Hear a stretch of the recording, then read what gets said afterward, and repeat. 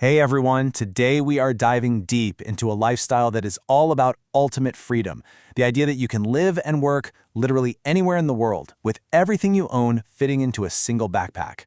We're going to break down the gear, the day-to-day methods, and maybe most importantly, the mindset you need to pull it off. So let's get into it. So here's our game plan. First, we'll talk about the big promise of this lifestyle. What's the appeal? Then, we'll get into the nitty-gritty, the essential trinity of gear. After that, we'll look at the daily grind. What are the actual routines? From there, we'll explore what goes on beyond the pack, which is all about mindset. And finally, we're going to try and answer the big question. Is it actually worth it? All right, let's kick things off with Section 1, the one-bag promise. This is really about the journey from being burdened by your stuff to being set free by, well, a lack of it. I mean, we've all been there, right? You're standing on some curb, just surrounded by a mountain of luggage. This quote just nails that feeling perfectly. The stress, the hassle, the actual physical weight of it all. Dragging 50 pounds of junk through an airport, fighting for space in the overhead bin, it's a nightmare we've all lived. And it costs you, not just in baggage fees, but in your own time and your own sanity.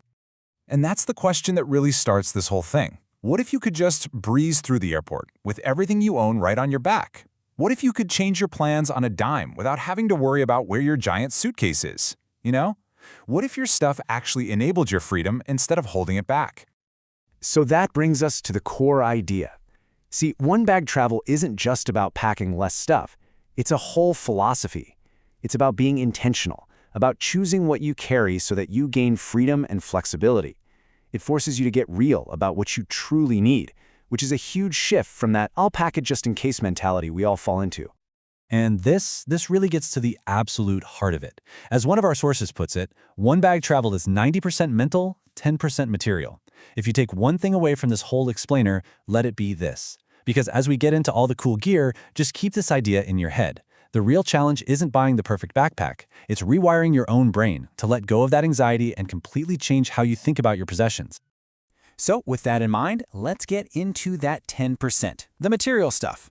Welcome to Section 2, the Essential Trinity. We're going to break down the 3 pillars of your worldly possessions: the bag, the clothes, and the tech. First up, the bag itself. There are basically 2 schools of thought here. On one side, you have the multifunctional bag. You know the type, a dozen zippers, endless pockets. Seems like an organizer's dream. But one source warns this can create a black hole effect, where you spend half your life just digging for your chapstick. Then you have the single compartment bag. It's basically a blank canvas. It forces you to be smarter about how you pack, and it kind of encourages minimalism because you can see everything you own at a glance. The choice really boils down to your personality. Do you want that built-in structure, or do you want to create it yourself?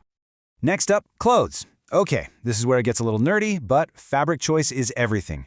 You've got merino wool, which is basically nature's own performance fiber. Its biggest superpower is its crazy odor resistance. You can wear a merino shirt for days and it won't stink. That's a game changer on the road. On the other side, you've got synthetic fabrics. They can't touch merino on the smell test, but man, they wick moisture and dry insanely fast. Perfect for a sweaty hike or a humid climate. Plus, they're usually tougher and a bit cheaper. So what does this actually look like in your bag? Well, this sample wardrobe is built entirely on versatility. It's basically a week's worth of clothes, give or take. The key is that every single item has to be multifunctional. The trail runners have to work for a mountain hike and for walking around a city. The trousers can be dressed up or down. And those layers, the hoodie and the waterproof jacket, are absolutely crucial for dealing with whatever weather gets thrown at you. The goal isn't having a different outfit for every possible occasion, it's having a few core pieces that work for most occasions.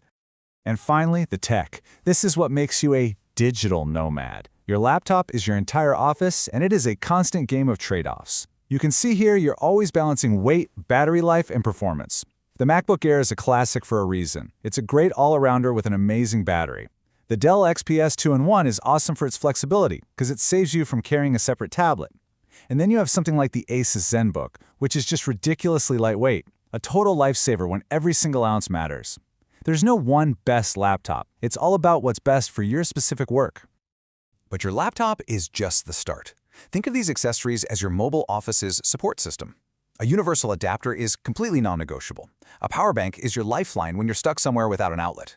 An external hard drive is critical. You're backing up your entire livelihood on that thing. And please do not sleep on the ergonomic stuff. A laptop stand, a decent mouse, a keyboard, they will literally save you from a world of back pain. And finally, a tiny little thing like a Bluetooth tracker hidden in your bag that brings you a ton of peace of mind. Okay, so you've got your perfectly curated gear. But how do you actually live this way? Let's move on to Section 3, the daily grind. These are the routines and the systems that turn this one-bag dream into something you can actually sustain. And make no mistake, this lifestyle is absolutely exploding. I mean, look at this. It's estimated that over 40 million people now identify as digital nomads. But to really get what that means, look at that second number. That represents the journey of one expert, Nomadic Matt, who spent 1,825 days in a row. That's 5 straight years, living this way. It just goes to show you, this isn't just some passing trend. For a lot of people, it's a deep, long-term commitment. So how in the world do you last for 1,825 days without completely losing your mind? It all comes down to systems. First, packing cubes. They are an absolute game changer for keeping your bag organized and compressing your clothes.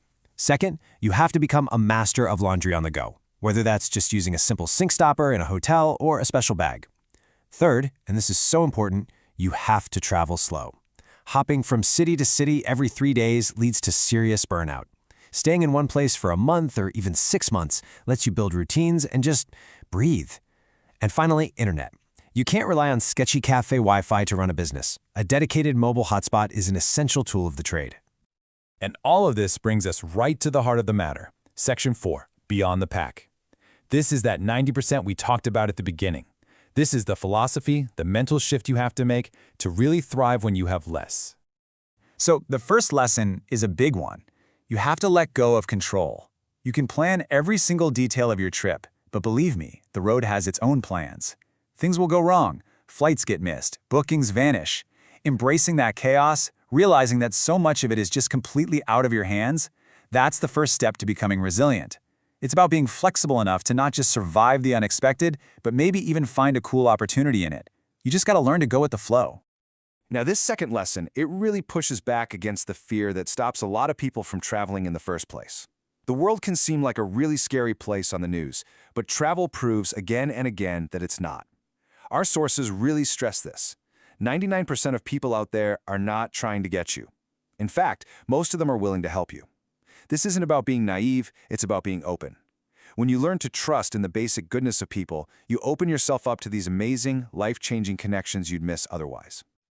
I love this one because it perfectly captures the mindset you need. Getting on the wrong train isn't a mistake, it's an unplanned adventure. Messing up a business pitch from a noisy hostel dorm isn't a failure, it's a crash course in resilience. When you start to reframe every challenge as a chance to learn something, you take away all the fear and pressure. It lets you grow in ways you never could back in your comfortable, predictable life. And that reframing, it's something you have to practice every single day. And this is such a crucial distinction. It takes constant judgment. Being frugal is smart, right? Cooking your own food, taking the local bus, finding good deals. But being cheap means you miss out. It means saying no to that once-in-a-lifetime scuba trip in Fiji, or skipping the amazing pasta in Italy just to save a few bucks. The whole point of this lifestyle is to live, not just to exist for less money. It's about learning to tell the difference between a simple expense and a priceless experience. Which leads us finally to our last section, the verdict. We've talked about the gear and the mindset, but what's the day-to-day reality? Can you actually live comfortably out of a single bag? Let's dig into the comfort, the very real challenges, and the potential for growth. Okay, before we can even talk about comfort, we have to be real about the discomfort. This lifestyle is not a permanent vacation, not by a long shot. Loneliness is a huge factor, especially when all your friendships feel temporary. Burnout from the constant planning and moving is a major risk. Those popular nomad hotspots, they're getting more expensive, which puts a strain on your budget. And yeah, the practical stuff, like having very few clothes to choose from and the never-ending chore of doing laundry in a tiny sink, it can really start to wear you down. Which brings us all the way back to our central question. After all the gear hacks, all the mental shifts, and all those very real challenges, is this life truly comfortable? Is giving up the traditional comforts, a stable home, a full closet, a consistent community, is that trade-off actually worth the freedom it promises? And here it is, the final takeaway. Maybe we've been asking the wrong question the whole time. The point of one-bag travel isn't really to replicate the comforts of home while you're on the road. The true comfort? It comes from something else entirely. It comes from the confidence you build by navigating the world on your own terms. It comes from discovering your own resilience, your own adaptability, your own independence. As Nomadic Matt puts it, travel is the ultimate personal development tool. So, in the end, comfort isn't about what's in your pack. It's about what you discover inside yourself.